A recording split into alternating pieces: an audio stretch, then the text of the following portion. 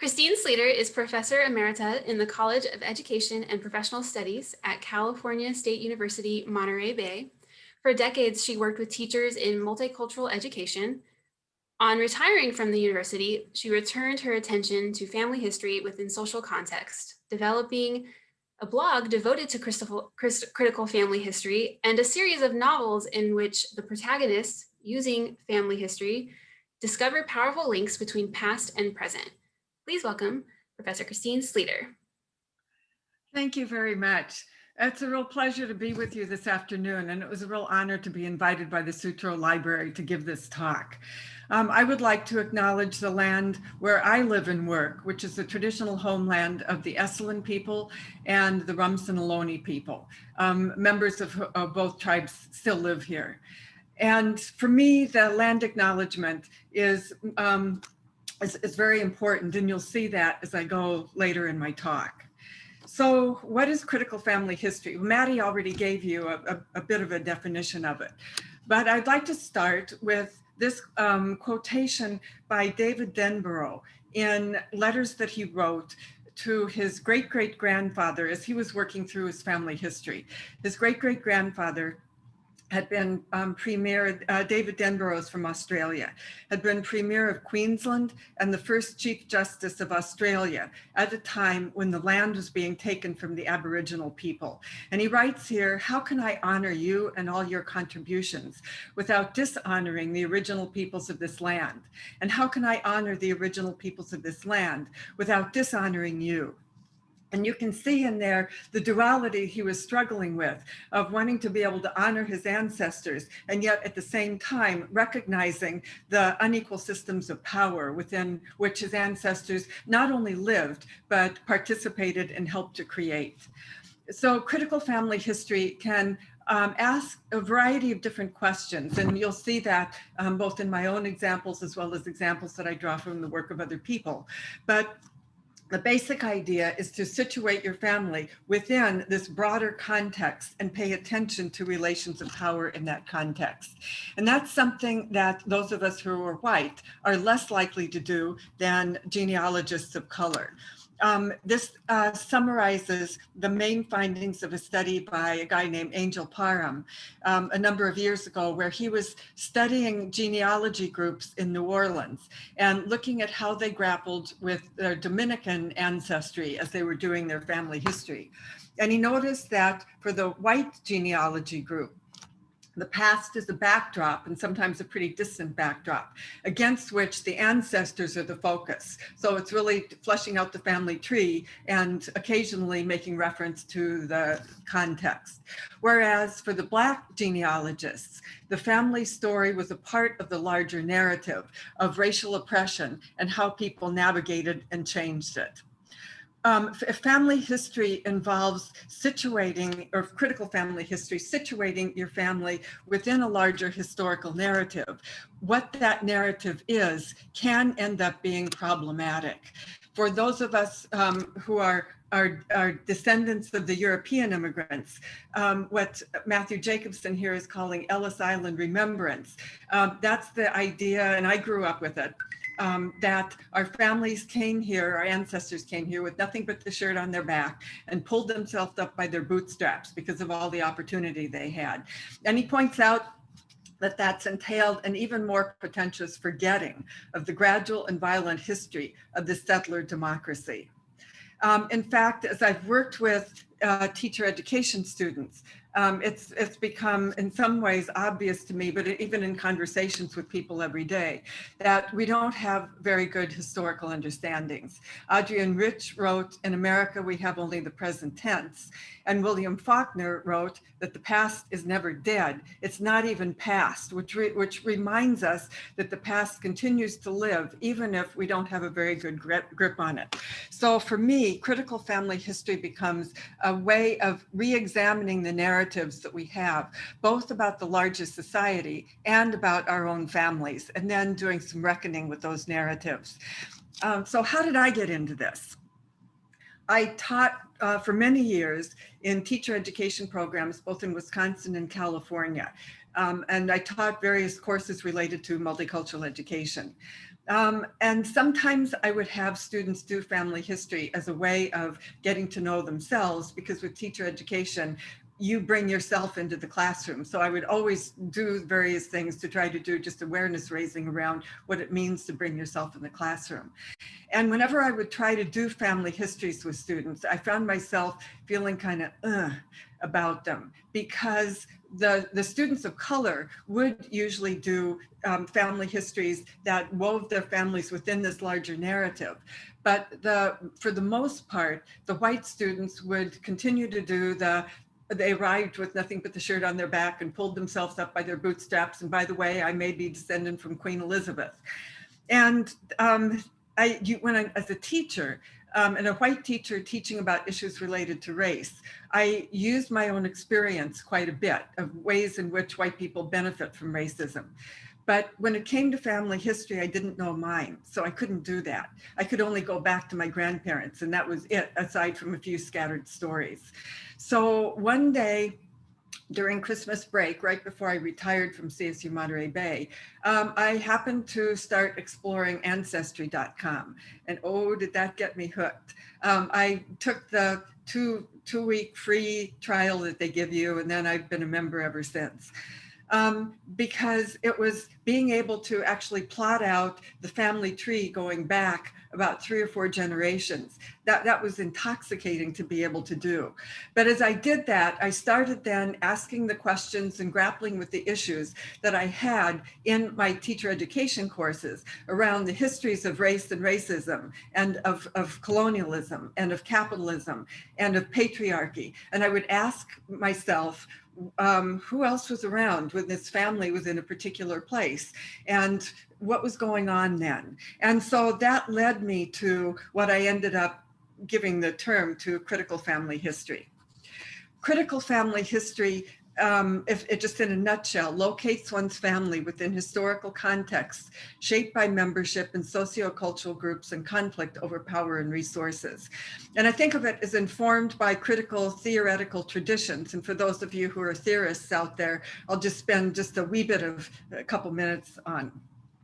Critical theory looks at how oppressive class relations are produced and reproduced through the capitalist economic system. And critical theory suggests some questions that can be asked in family history. What's the location of your family within the class structure? And how did that location and the processes of capitalism affect the family, facilitating or inhibiting their well-being? How did people identify, and what were their beliefs about the social order, and how did that relate to their position within the class structure? Critical race theory analyzes how race and racism works. And so critical race theory would suggest that you ask how race and ethnicity mattered to the location of your family within the social structure and its relationships with other groups. And you'll see me later using this question. How the family's racial identity may be linked to colonization of land or the exploitation of other groups historically. And then what family stories do or don't reveal about racism. Critical feminist theory looks at the position of women within the family, the community, the economy, and strategies women use to navigate that position. And would direct you to ask questions like how gender roles and hierarchies were enacted, normalized within and outside the family. In some cases, normalized through the law. And one can ask about actions women took to challenge patriarchy. So how do you do critical family history research? Well, part of it is doing the basic genealogical research that genealogists talk about. And you'll see me in the examples making reference to some of these things under genealogy research. What about the context research? There are a couple of frameworks that I found very useful here. One of them is the hidden 4 P factors, which is helpful, particularly when asking questions around immigration. So this would ask about push factors that drove people from where they immigrated from, pull factors, why they came here to this particular place, punishing factors, which would be negative experiences that punished them when they arrived, or privileging factors that were ways in which they were privileged with where they arrived. And this is useful. I'm working on something right right now, where I was trying to figure out why a particular ancestor of mine left Europe at the time she left. And working with the push factors, I wasn't able to quite explain it. But once I started thinking about the pull factors, then I could get more of a picture of why she probably left when she did. The other framework that I used is this context questions frameworks.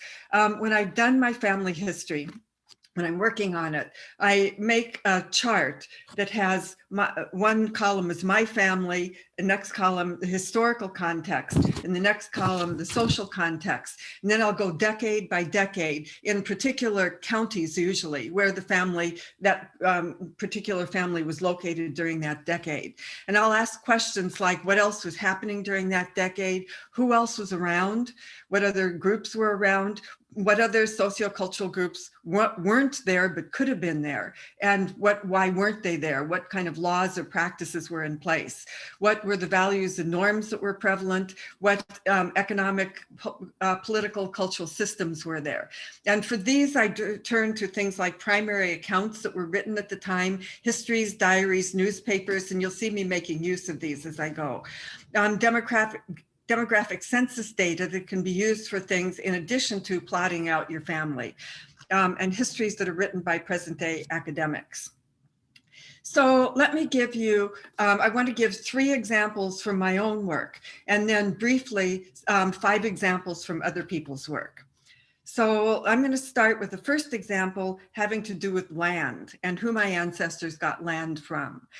There are various places that you can find land records. When I'm doing workshops on family history, one of the distinctions I like to make is between sources that are free and sources that you have to pay for.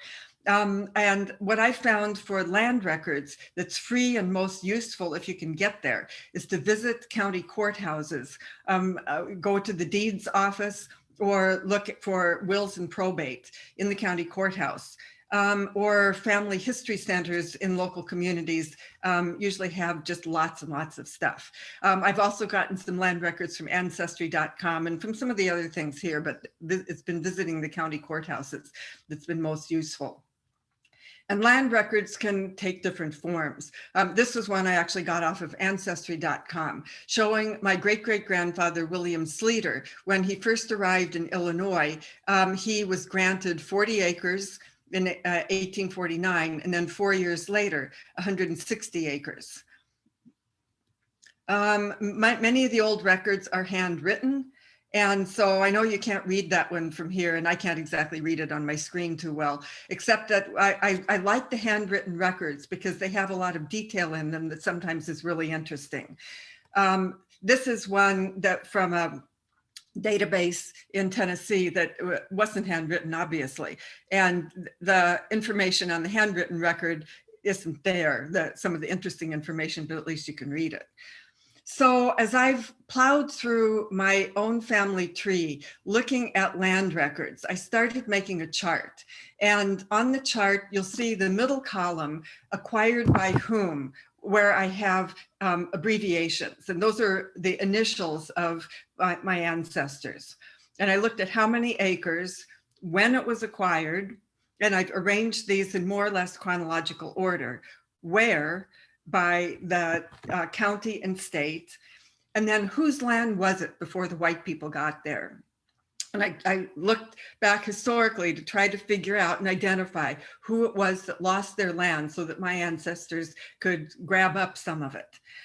Then as I was paying attention to acquired from whom, I had expected the land mainly to be acquired, especially in the later, the 1800s or so, by my ancestors buying it from another person. But I realized that there was a pattern here of most of the land being acquired either from the state or from the US government. And I realized what I was looking at was the traces of the policy of white people taking land from indigenous peoples. Because the way the policy would work is that the US government would come in and decide it wanted a particular large tracts of land, send in the military. I mean, I'm sort of doing this short, sometimes there would be treaties and stuff going back and forth, but essentially then send in the military to forcibly remove the indigenous people if they didn't go voluntarily by themselves, and then divide up that land into tracts. Early in the country's history, large tracts for plantations, and then later in the country's history, smaller tracts for homesteading. So that was what I was seeing here. This map here shows you the loss of indigenous people's land over from 1850 up through 1990, but really up through 1880 is when most of it was taken by white people. And I look at these maps and I see basically my ancestors as part of the people coming in and taking the land from the indigenous peoples. So I decided to look in more detail into what was happening and how that worked. I'm taking the bottom row on the chart. I've looked with some of the others, but I was able to find the most comprehensive information on the bottom one, mostly I think because it is the most recent. Now you'll see here that I don't have acres down because these were ancestors that went from Tennessee to Colorado, were in Colorado for about 15 years and then went to California. And at first I couldn't find records of them homesteading. I wasn't quite sure what they were doing in Colorado. But here they are. My great-great-grandfather, Oliver Wilson McCaslin, and my great-great-grandmother, Celesta Florimel Harris McCaslin. And then the other picture is my grandmother, who is their eldest child, their daughter, standing outside of Steamboat Springs. It doesn't look like that anymore for any of you who have been there, but she was born there. And so she had this picture taken at the city limits. So I wanted to trace the McCaslins. I did it using family photos, which I have several of. My sisters were able to help me out with that. Some family knowledge, which it was sort of bits and pieces.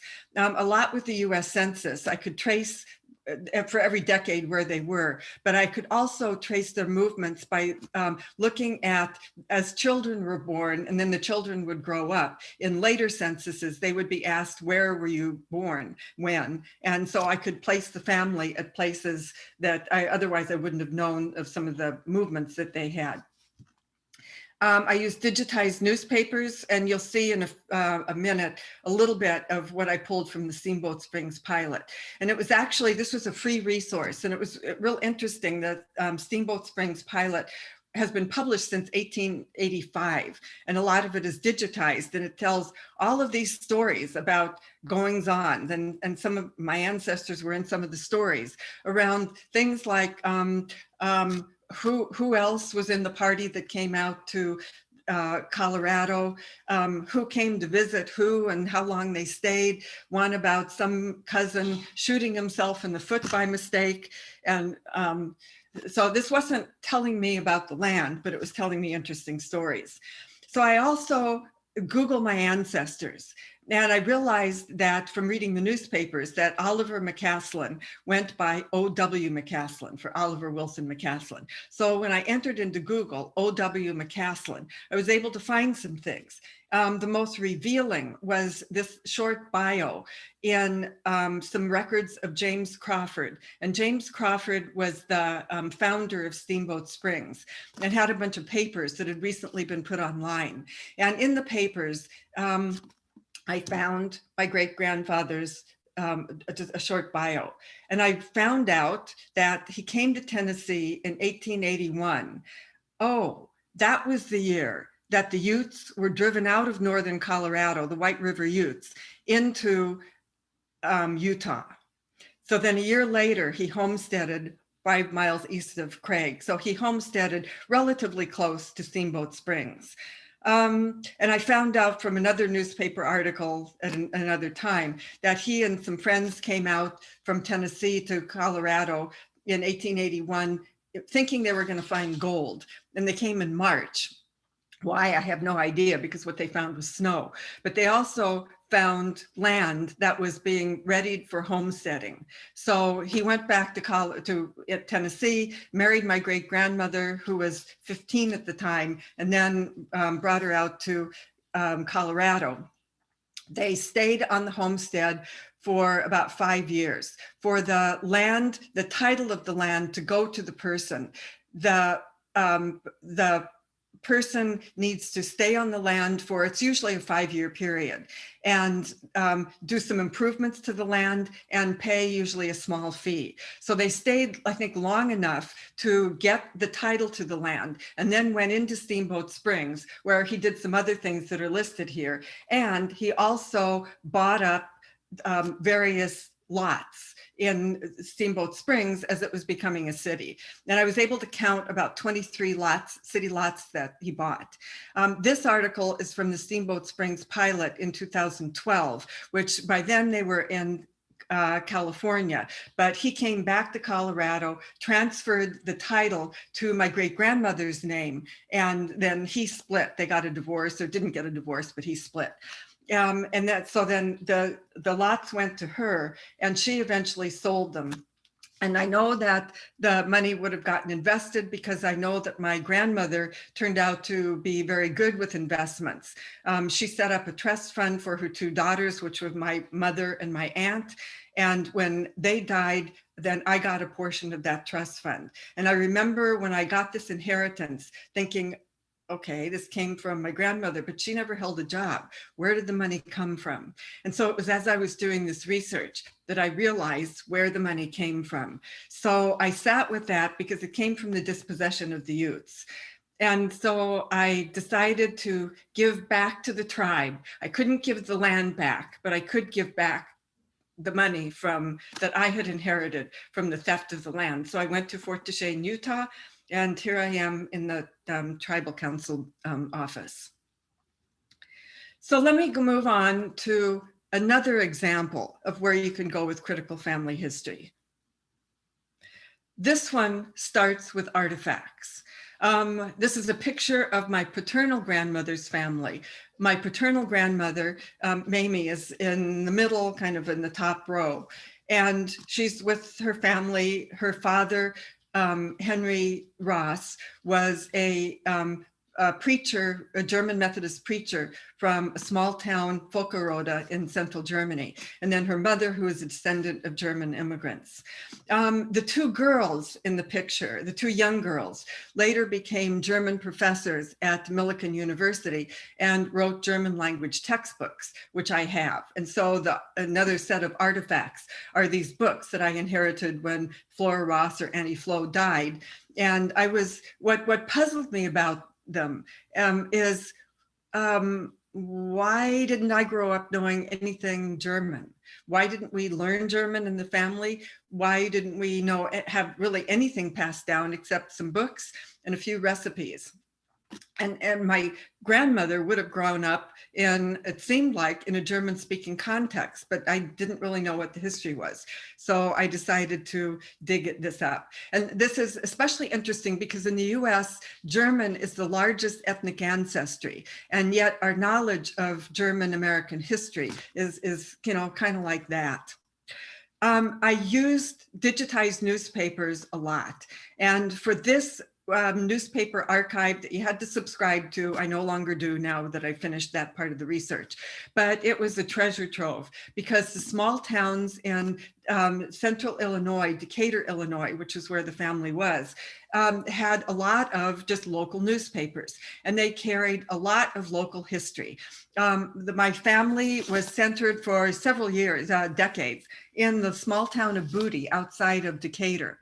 And so these newspapers would carry stories about the goings-ons in Boody.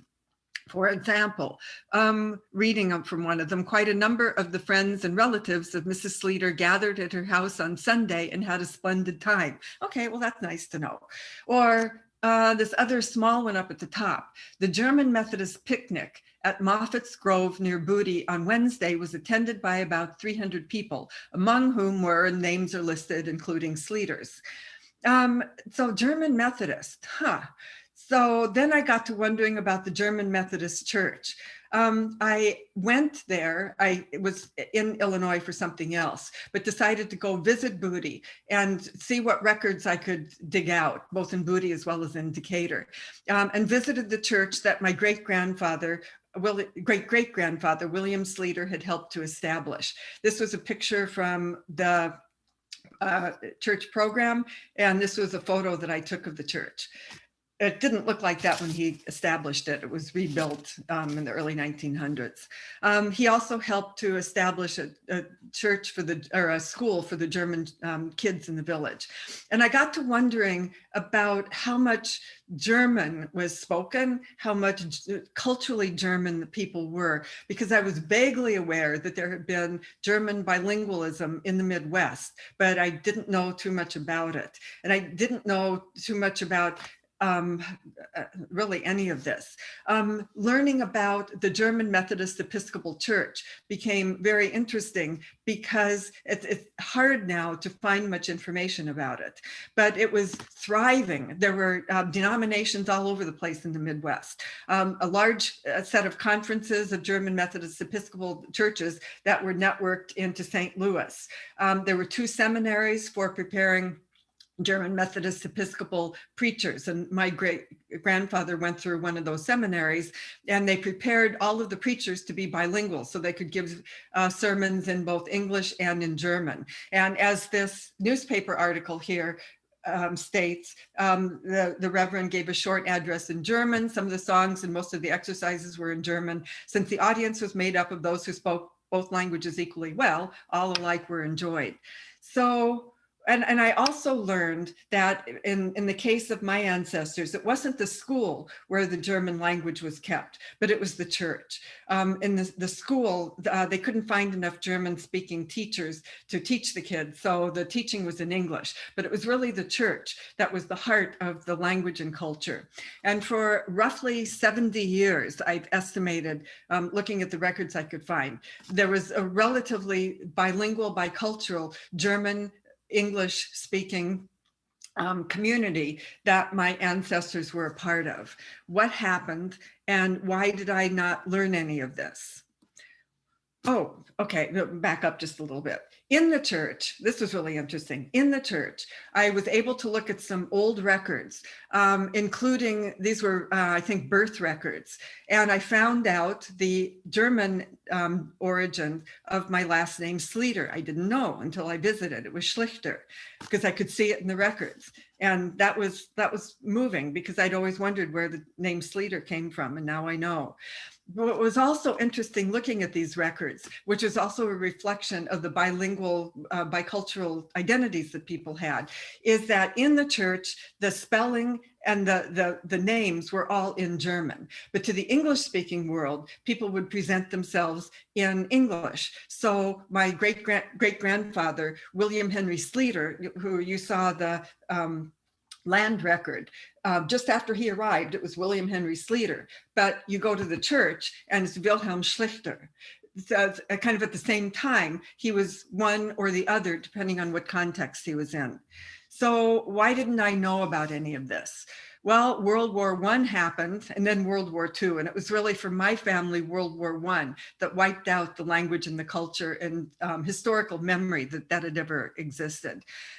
These were some newspaper articles that were published in the Decatur newspapers. I wanted to find out what would the experience have been from the point of view of my ancestors. So I looked at the Decatur newspapers and warned the town to stop talking Hun, speak English, become citizens, or another one here about a German church that was defaced by vandals because it was German. And then I found this article that was really in some ways heartbreaking, written by a German-American attorney in Decatur about the pain that he and other Germans were experiencing. And where he wrote, the German people are looked upon as the foreigners, the English as the ancestors. And I thought, how many other ethnic groups can you put into that, take out German people and put in the Mexican people or the Chinese people, or with the English being looked upon as the ancestors. And that was like, wow. So my ancestors decided to just simply ditch everything German. My father was born in 1911. So my grandmother lived through all of this. She grew up in the bilingual context and shed it. My father, as far as I know, didn't speak German. And so nothing of that was passed down to me. If I would have thought to ask my grandmother or my aunt, somebody might have told me about this history, but I think it was a very painful history. And they probably figured it was better if those of us who sort of looked white, we could blend in, and if we just didn't know about it. At the same time, though, Germans did experience white privilege. So the Germans were oppressed on the basis of language and culture, but also benefited on the basis of race. And to look at this, I wanted to ask the question, after the Civil War, could Blacks or recent German immigrants get better jobs? Now, with African Americans having been in this country for generations and with English as the first language, and German immigrants just arriving with English as a second language and sometimes not having acquired English yet. So I got census data from, and this is where you can use census data to look at the wider context. I got census data for Macon County, Illinois, where my ancestors were, for 1880. I compared 140 people who are classified as Black or mulatto, who are adults working, with 140 people who had immigrated from Germany, who were adults working. And this is what I found. The African Americans basically didn't have access to jobs outside the kind of work that they'd been doing while they had been enslaved. The Germans weren't doing the personal care work, like only one German washerwoman, only one German barber.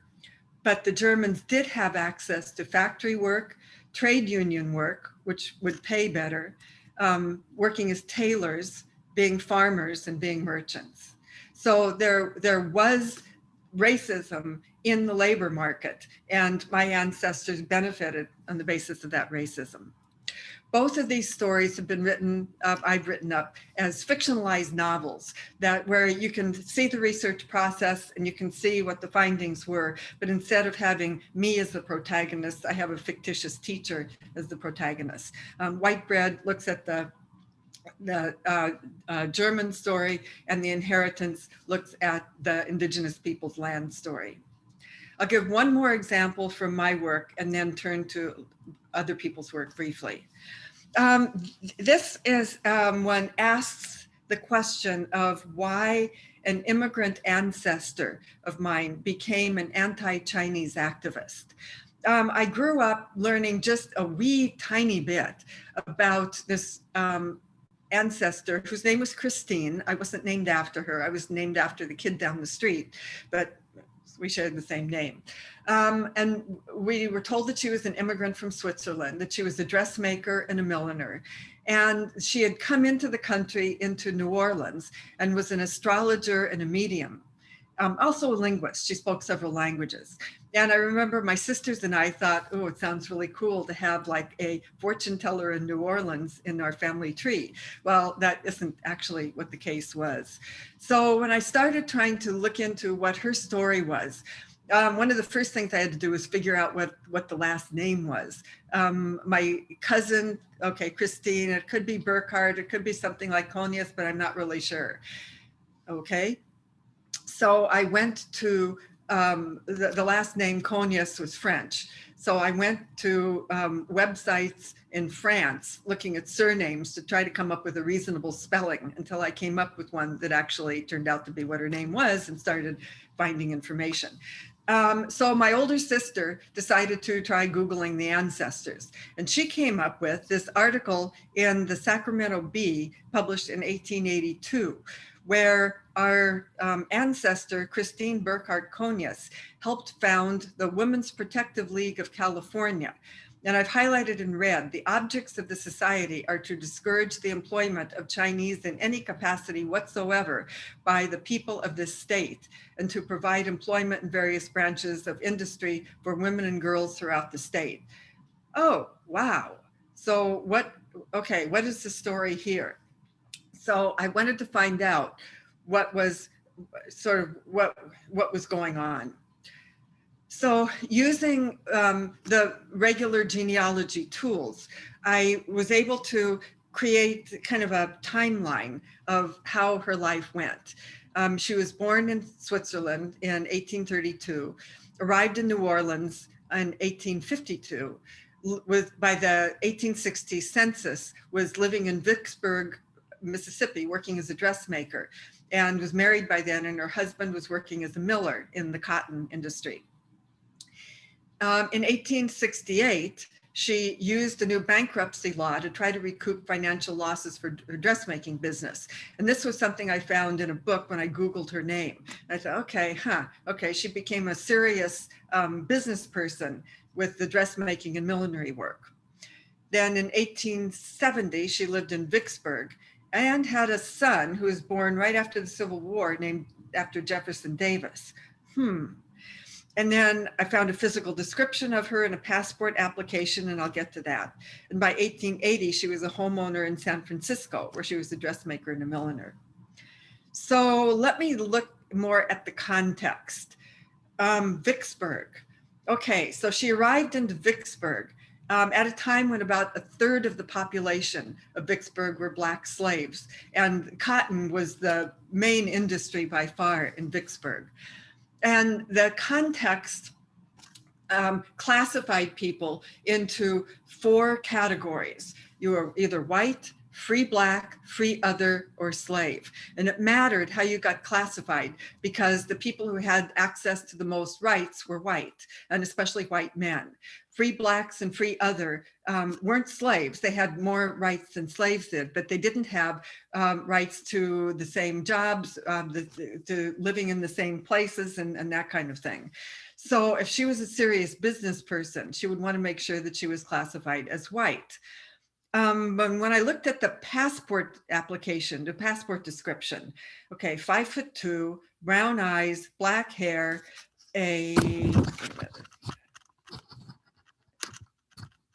low forehead, sharp nose, round chin, full face, usual mouth, whatever that is, and a dark complexion. So she could have been coming into a context in which it wasn't really clear if she was white or free other. She wouldn't have been classified as slave and probably not as Black, but maybe as free something else.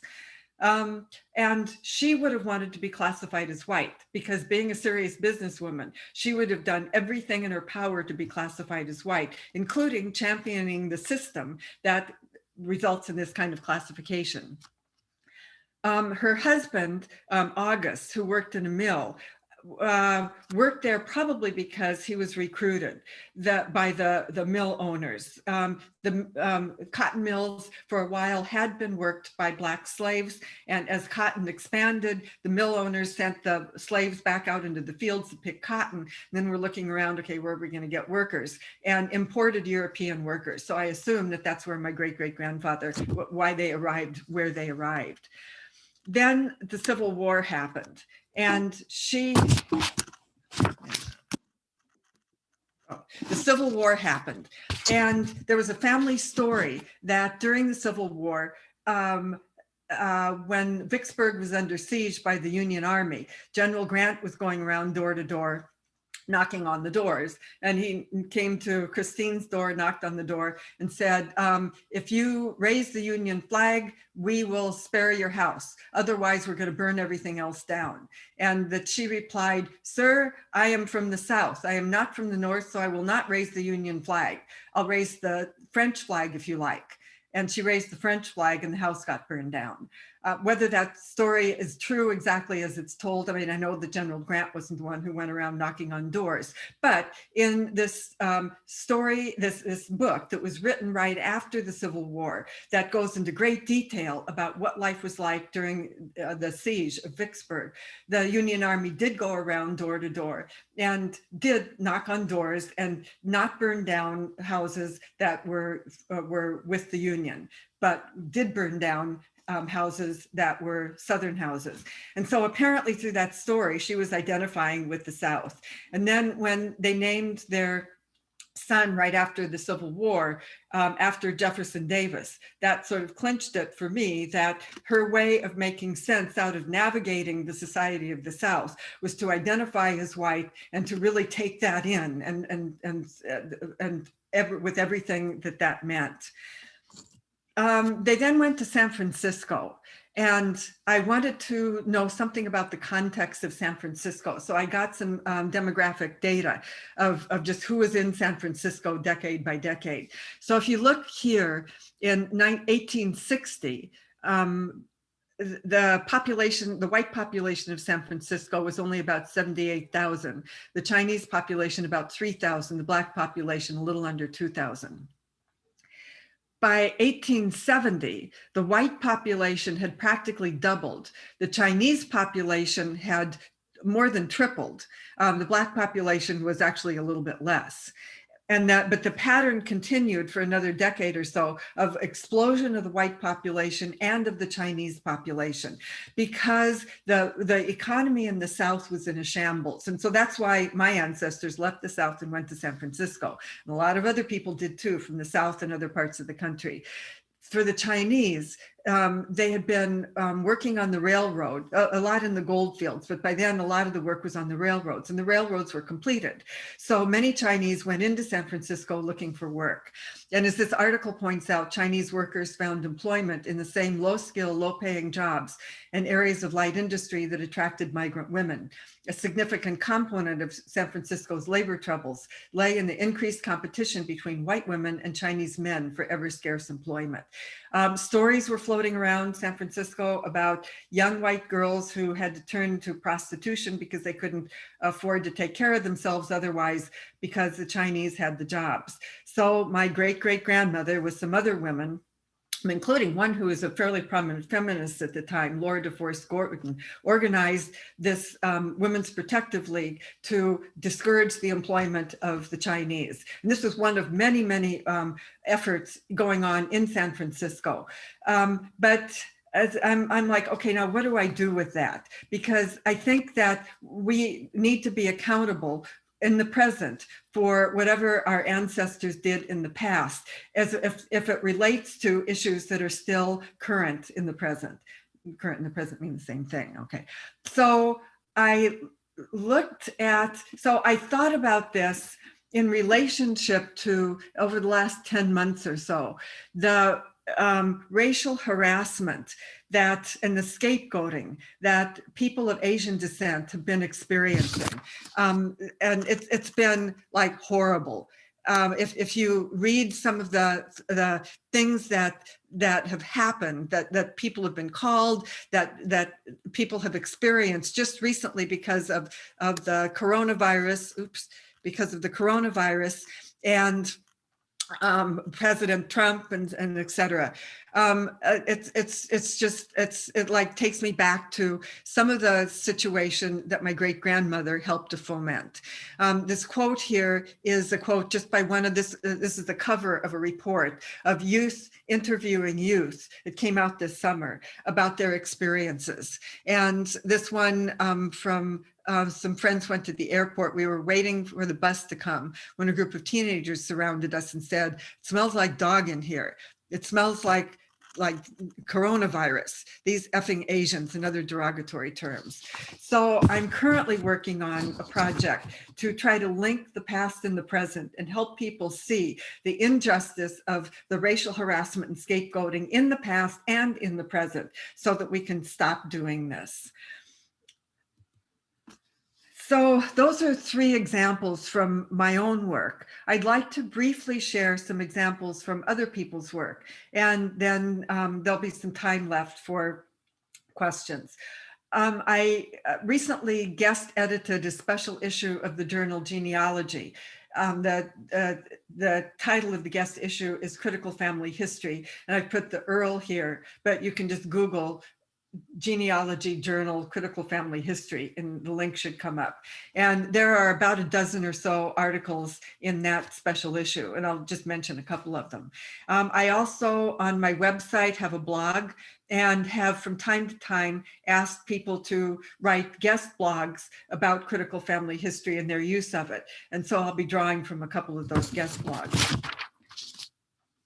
So Mica Pollock in Genealogy talks about what she calls flipping our scripts about undocumented immigration.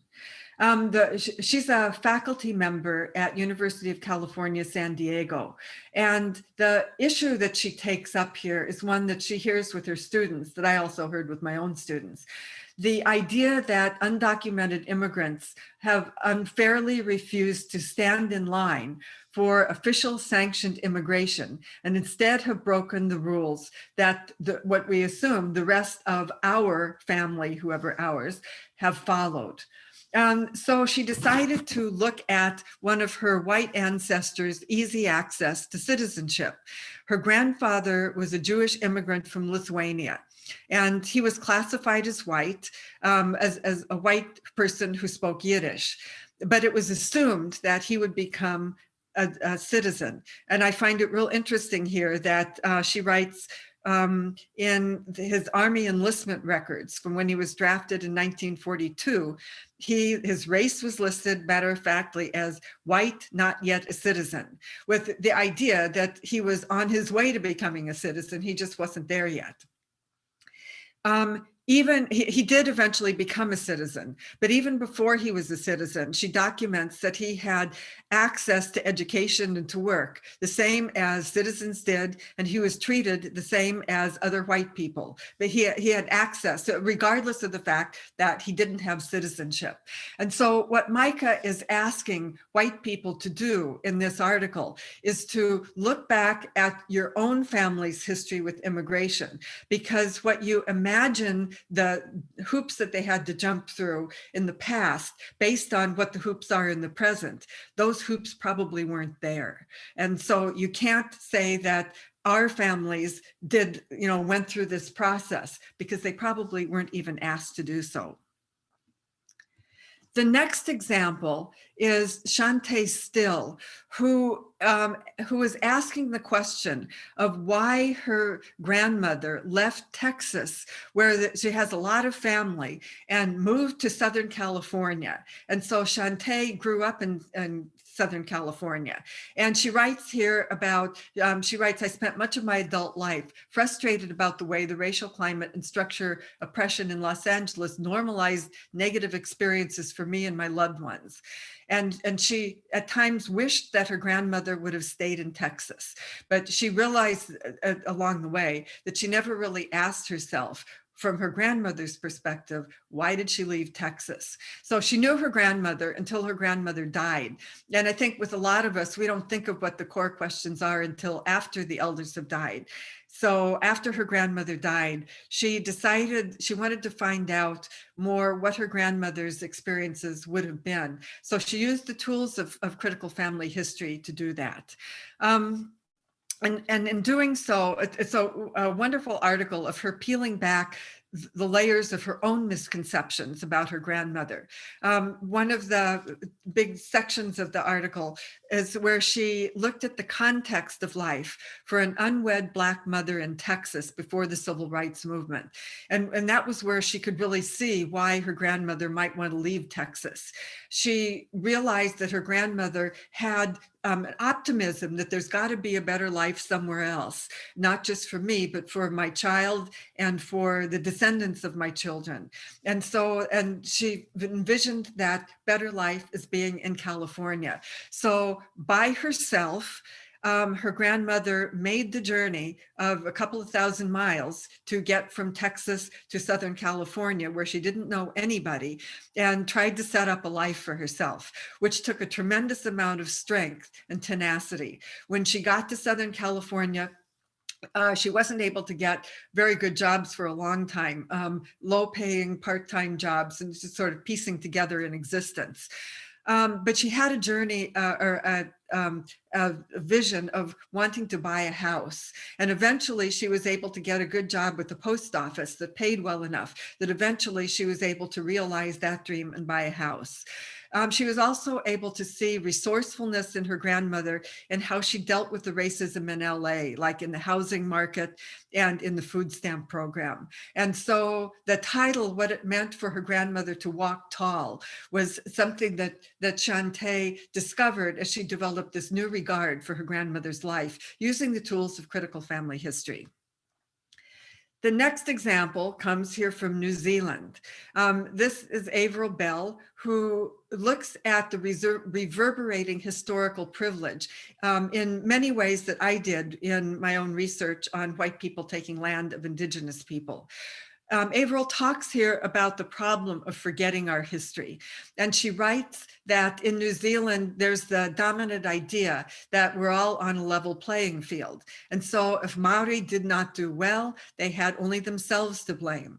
This level playing field or equal opportunity argument depended on the convenient forgetting of our history.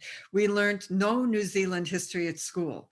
We, Pakeha, which is the white people of New Zealand, had conveniently forgotten how we actually came to occupy these comfortable positions of class and racialized privilege. Avril writes that her family was a middling family. It was middle class. They no longer owned the land that they used to own, but don't see themselves as racially privileged, just somewhere in the middle.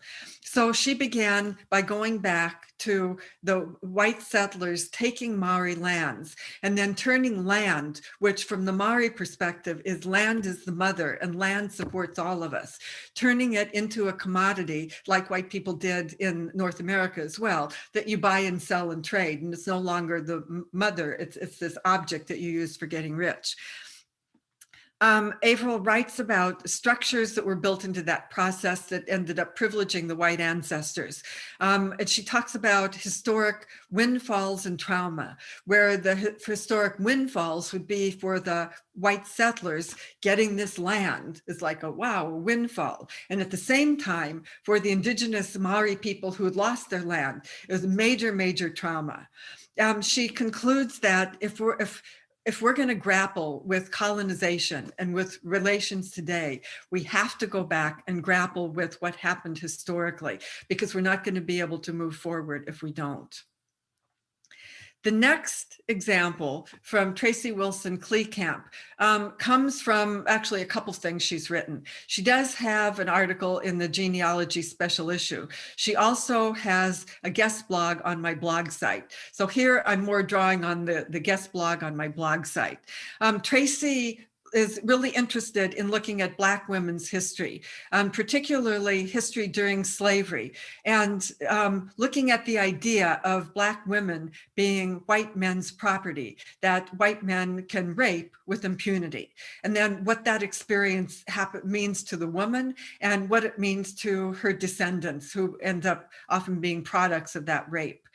Traci has developed what I think is a real interesting idea to use in critical family history, what she calls esoteric clues. And on my blog site, she writes, "These are clues that are only meaningful to me. Someone else following the same case might be drawn to a different set of esoteric clues and interests based on their own sense of discovery, background story, or family memories. To me, esoteric clues are fragments of meaning. They can be in the form of an unanswered question or a series of unanswered questions. It could be a memory of a relative who figures in recollections and family lore, but the haunting and traces of their past that continues to slip into utterances in the present can't be explained. Esoteric clues can be muddled in memories, slippages during interviews, or clues drawn from a wide array of legal documents and family papers." And she talks about esoteric clues as existing in this sort of liminal space between the owning family and the captive humans. So in the blog, guest blog that she wrote on my blog site, she goes through the process of using esoteric clues to track down a lighter-skinned ancestor named Zerilda, who she sort of heard the name in different ways and wasn't quite sure who this person was, and managed to track down who she was. The last example Brenda Johnson in Florida, who looked at, this is also on my blog site, who wanted to look at 4 generations of how her family had grappled with racism. Her goal was to have a better understanding of how we've survived and thrived for generations in the workplace, academically, and even athletically, in spite of ongoing persistent racism and microaggression. So what she decided to do was have a dinner and invite all of her family, and there's 4 generations, around a big table. She would feed them. She had some discussion questions for them, and she would turn on the tape recorder.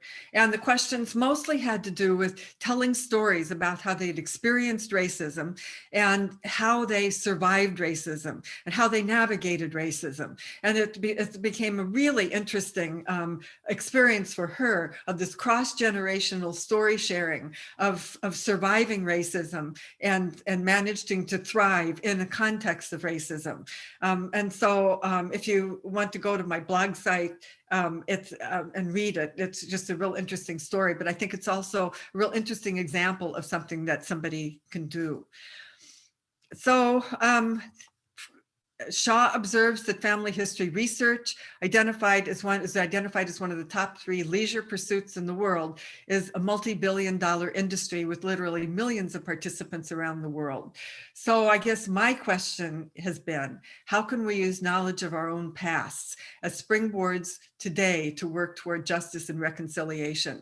Earlier today on the phone, I was talking with Traci Wilson-Kleekamp, who gave me a call about something, but we were talking about critical family history as being a tool that this nation needs, because if we're ever going to move forward as a nation together, we need to come to grips with racism and colonization in our past. And this provides a way for us to be able to do that.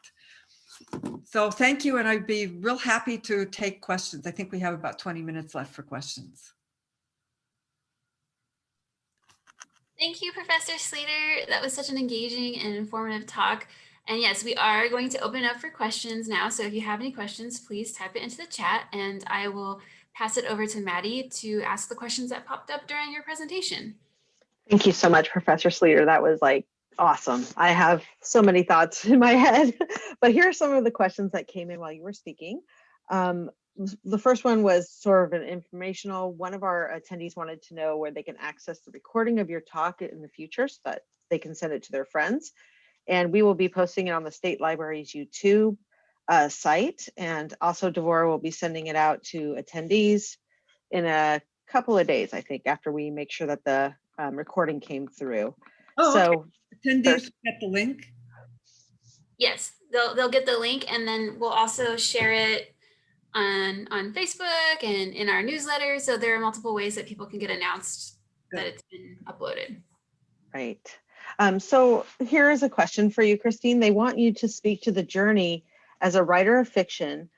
How did your extensive history writing within the Academy help and complicate your learning of the craft, finding your voice, and working as a storyteller? Oh, what a great question. This has been a kind of a complicated one because I have been doing academic writing for so long. It's almost like my second language. When I started, I started writing the stories as fiction. Well, I actually didn't even start writing them as fiction. I started writing them just to try to make all the information I had a little bit more interesting to members of the family.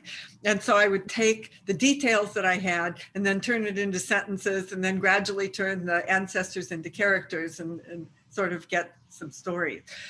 But I think the first novel, White Bread, may still reflect a little bit of that process of wanting to stick real close to the historical record and not stray very far from that. I wanted to fictionalize the present, though, because I wanted to be able to, with critical family history, links past and present, and it uses the past to unpack issues going on in the present, and at least the way I use it. And I wanted to do that, but I didn't want to have me be the center of a story or my sisters and brother, the center of a story, are my cousins. So I wanted to fictionalize the present. And one day while I was walking my dog, which is when I get good ideas, I came up with the idea of fictionalizing the present entirely and then having the past be based on the family history research. And that's actually been a pretty good way to go. I embedded in the present are the research processes that I use so that somebody reading, and this is particularly true with white bread, can learn how to become a family historian just by reading the book. It's also true with the inheritance. I may have just a little bit less of the how-tos in there, but there's still quite a few of the how-tos. But the part about me learning to become a fiction writer, I'm still learning. And I periodically sign up for workshops, and I joined a writers club here, Central Coast Writers, because telling stories in a narrative form rather than writing an academic paper are two just entirely different ways of writing. And I think I'm gradually becoming better at it. I'm becoming better at, I think, trying to delve into characters and explore characters and still stay as true as I can to the historical past. And I'm now, I think, drawing from the historical past rather than nailing everything in exactly how it happened in the historical past, to try to make it historically authentic, but not quite so much like an academic paper. I've had my novels, I've gotten feedback from writers and people who work with writers. And the person who I'm working with as a developmental editor has been real good about pointing out where I'm doing information dumps that would be typical of what I would do in an academic paper, but shouldn't be in a novel. And I can tell when I'm writing fiction when I get tired, because my writing starts to sound like academias. So this is an ongoing learning process, but I'm doing it because I wanted a larger public to be able to engage with these issues. And my books do get used as textbooks, which is fine, but I also want just people who wouldn't necessarily be in a multicultural education class in the university to engage with the issues as well. But it's an ongoing process. Mm-hmm. Thanks. Another attendee wanted to know, can you please show your list of digitized newspapers again? Thank you for an interesting presentation. My list of where to get digitized newspapers. Oh, sure. Let me see if I can do this. Sure.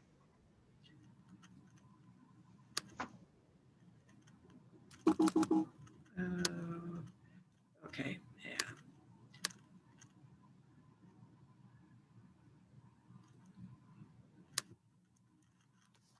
Yeah, so I didn't list on here ancestry.com, and I assume you can still get newspapers from there. That was the first place I did, but I don't use them anymore for newspapers.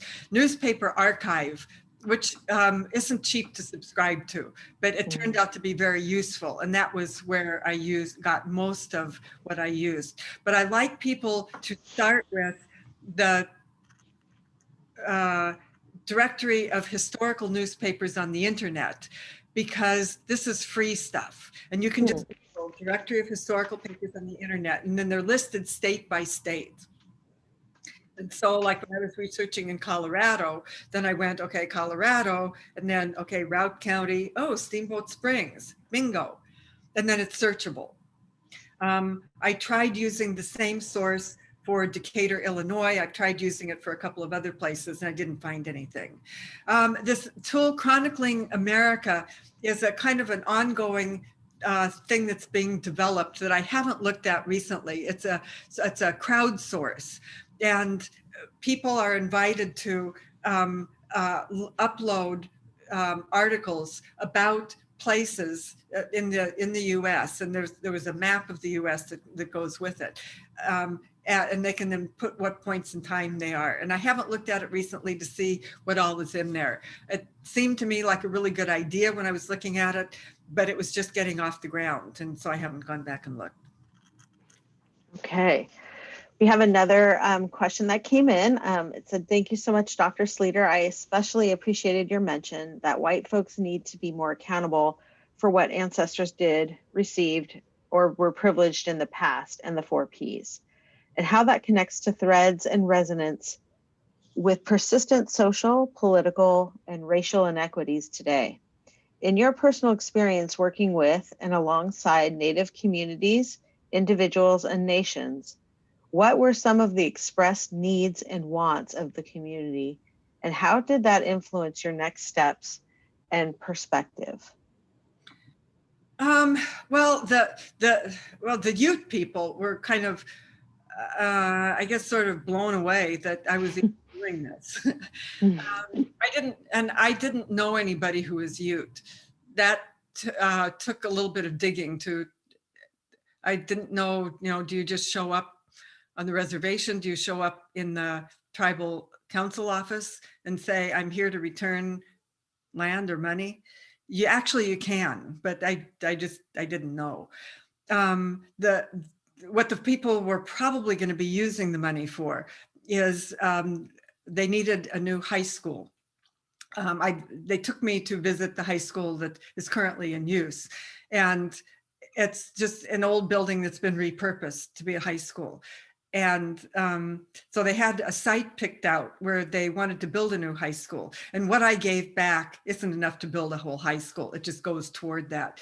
But it was a help for that. But I think the bigger issue is that the Indian people I know want it to be taken seriously, that land has been stolen and land can be given back. There are other people who have done this. I was not the first and not the last to give back stolen land, but people generally don't do that, and it can be done.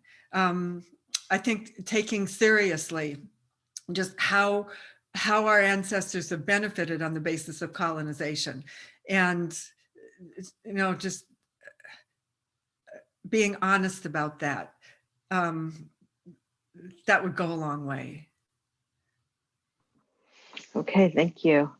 We have another question. I recently found a will from an ancestor who was a Scottish slave owner in Jamaica and who fathered several children by him, including her ancestor as well. In the will, he frees this quote unquote Negro woman and leaves money for her and their child. I have so many questions, but where do you recommend I start looking to answer these questions in a critical and historically based manner? The relationship is obviously particular and problematic, but I want to understand it in its context. Wow. If this was in Jamaica, if you're not already in Jamaica, you would probably need to go to Jamaica, because that's where I would imagine records would be. I wish we were having a conversation, because I would want to know where you got the will and what other records there may be from that same source. I would want to know if you can find anything about names of people, who the names of the descendants might be on both sides of the white and the African American. It's sort of hard to answer the question in the abstract. I could do it, I think, better through conversation. Do you allow people to maybe email you afterwards? Yeah. Okay. And so along that line, though, there is an organization in the U.S. that is called Coming to the Table. That is, it's been going on for quite a while now. I'm not exactly a member, but I'm on the email list.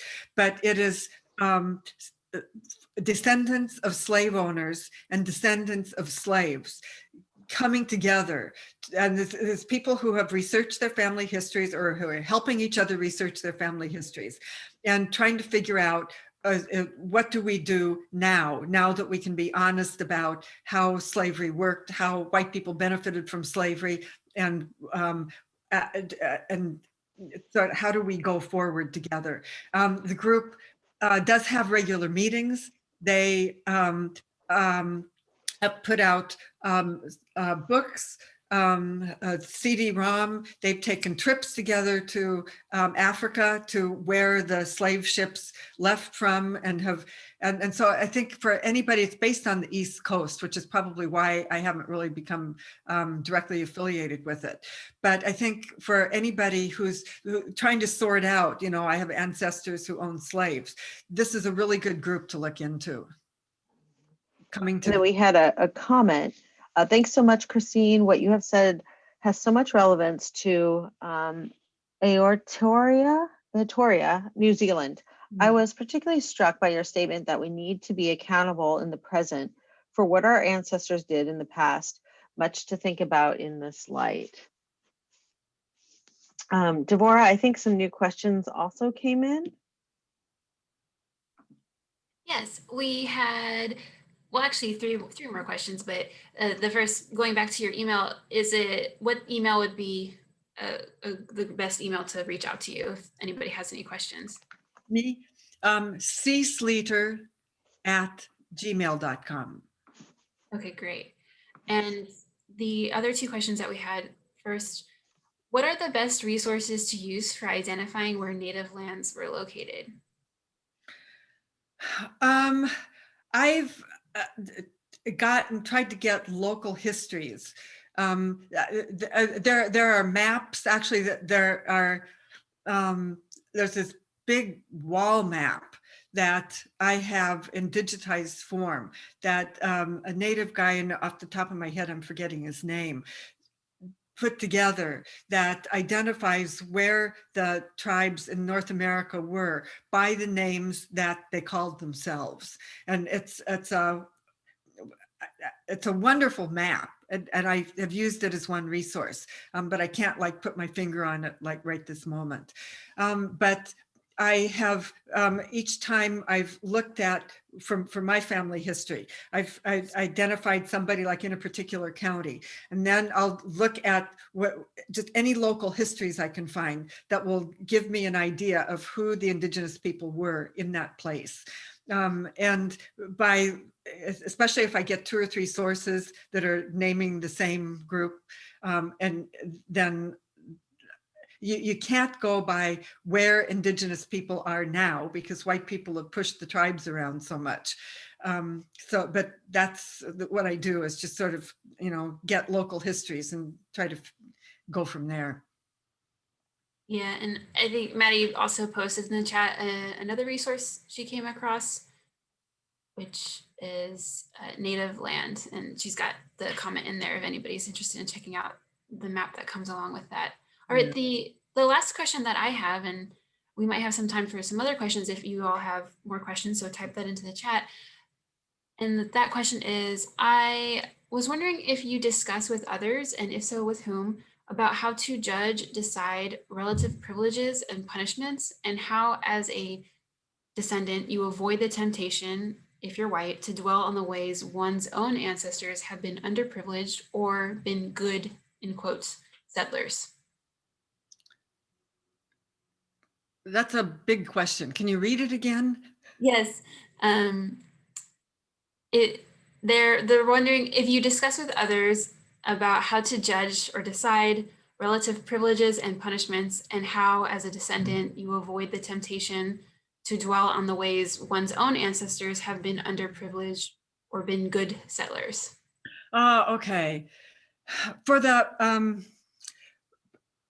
privileges and punishments, I'm not sure if I were constructing that framework, if I necessarily would have used exactly those terms, but they all start with P. And it's the punishments one that I'm not so sure about. For the privileges, just examples would be coming into a context in which white people get benefits and you automatically get the benefits because you're white, or coming into a context in which you speak the language that everybody else around you speaks, the things that you bring that end up working for you. The punishments would be the forms of discrimination or the barriers that get erected. And I don't think it's so much me deciding that, because I don't go through and do a categorization of here were punishments and here were privileges. I more use that as a tool to ask, were there some things going on that benefited any particular group that I'm looking at? Were there some things going on that got in the way, that hurt, that formed barriers? And by asking those two sets of questions, I'm going to probably get a fuller account of what happened than if I only go in asking one set of questions. But it is easy for those of us who are white, looking at things like culture loss and language loss, to end up minimizing the extent to which at the same time we were perpetrators of racism.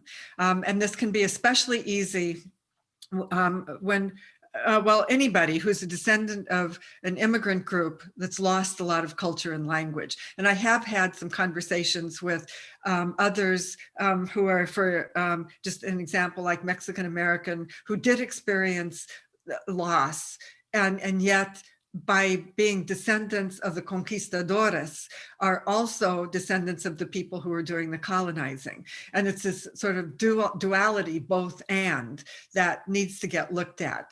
And the harder part, always I think, to look at is how your ancestors participated in the oppression of other people, and then how you benefited from that. That it is easier to, and this sort of goes back to the quotation that I started off with of David Denborough, wanting to be able to honor his ancestors, but at the same time, how do I honor you without dishonoring the indigenous peoples? And I think as those of us when we're doing this work, if we're doing it and having conversations with, like in his example, with the Aboriginal people, or my example, with African American people or with indigenous people while I'm doing the work, that's probably going to help keep us honest. Thank you. And I did see that we have one more question, which is kind of like a comment mix of the question. So I'll read that for you now, and then we'll wrap up after that. Hi, Dr. Sleeter. I found your work on critical family history after I had written most of my dissertation, but was able to cite it and identify places where what I did was similar. I'm curious about your thoughts on land acknowledgements. I saw that you donated your inheritance. I'm curious about any ideas you have about what a person who does not have land or inherited money might do in terms of reparations for Indigenous communities. In particular, I'm curious also about what land grant institutions can do beyond acknowledgement. Thanks so much for your work on this and critical multicultural education. Oh, thank you for the question. In the novel, The Inheritance, the teachers actually do grapple with that question of like, okay, one of the protagonists has an inheritance that she's able to give back, but others don't. So what do we do? And I think it depends on who you are in your space and in dialogue with Indigenous people, what you can do that matters. I work with teachers, well, I'm retired now, but I worked with teachers for a whole bunch of years. And it matters for teachers what's getting taught in the classroom. In California, for example, we have this 4th grade curriculum that's in the process of getting changed, and it's been challenged a lot, but in which the whole missions get majorly glorified. And for the Indigenous people, the missions were one of the tools of genocide, really. And so for teachers, whose story are we teaching, and how are we helping young people grow up learning to understand any of the perspectives of, especially starting with the local tribes. I've actually been talking with somebody periodically on email who's in Southern California, who's trying to get the schools to deal first with local tribes and not, flip to somewhere else and forget about local tribes. Because I do think that starting with local conversations, it makes sense, and then working out from there. I think there was another part of the question that I didn't get to. The second part was, I'm curious, what does a person who doesn't have land or inherited money do in terms of reparations for Indigenous communities? Oh, yeah, well, yeah, but that depends on who you are, what you do have to offer, and what how it would matter, what you could do that would matter to the local Indigenous communities. And with the land acknowledgement, when I first started hearing people doing land acknowledgement, I did feel a little bit like there was a bit of a formality of we'll acknowledge the land and then we'll go on and do something else. But I actually have come to realize that at least we're naming the people who are the people of the place where we are. And we didn't even used to do that. So it's a beginning. But thinking of ways of being in relation with local Indigenous communities is an important place to start. All right, thank you, Professor Sleeter, and we're gonna wrap up. But don't go anywhere yet. I have a couple of announcements to make.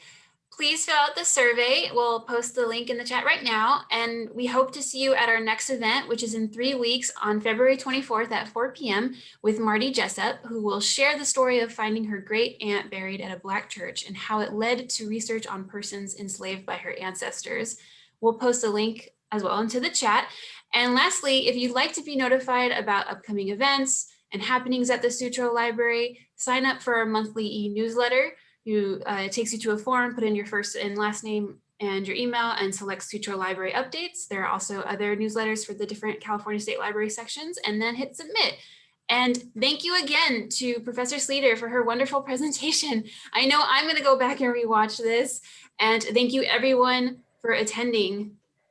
Good night. Have a good So much, rest of- Professor Sleeter. It was so great. Thank you, everyone. Great. That was fun. Thank you. Oh, I should stop recording. Hold on. Yeah. We got to figure out how to do that. Okay, stop recording. Yes.